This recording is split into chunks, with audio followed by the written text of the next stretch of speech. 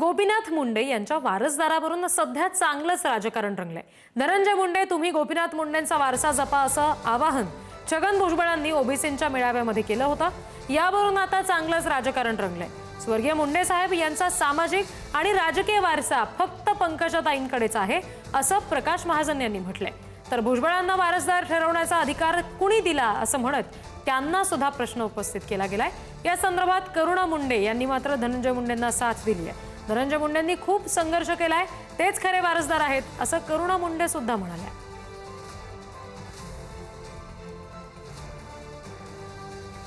धनंजय त्या दिवशी म्हणाला, त्या काय नाव तटकरे ना, मला काहीतरी काम द्या, मला कोणीतरी सांगितलं धनंजय असं म्हणाला।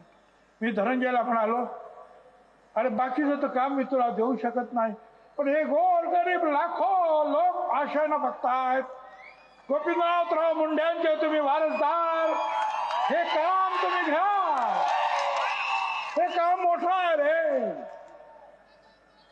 या खुर्च्या ज्या आहेत ना, मंत्रिपदाच्या आमदारकीच्या वळवावरचं पाणी आहे,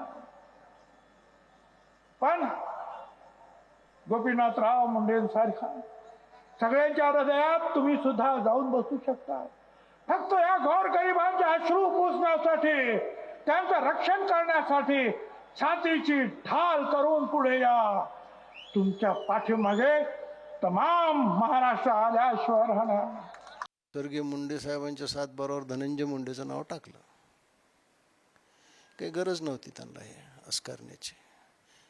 स्वर्गीय मुंडे साहेबांचा वारस ही पंकजा मुंडेच आहे, ही काळ्या दगडावरची पांढरी रेघ। म्हणजे गोपीनाथरावावर प्रेम करणाऱ्या लोकांनी जर पंकजाला गोपीनाथरावचा वारस, राजकीय वारस, सामाजिक वारस ठरवला असेल तर भुजबळ कोण आहेत दुसऱ्याला वारस ठरवणारे? उद्या प्रकाश महाजननं येवल्याच्या एका चौकात जाऊन उभा राहून असं सांगितलं की भुजबळ साहेब तुमचे हे वारस आहेत, चालतील त्यांना?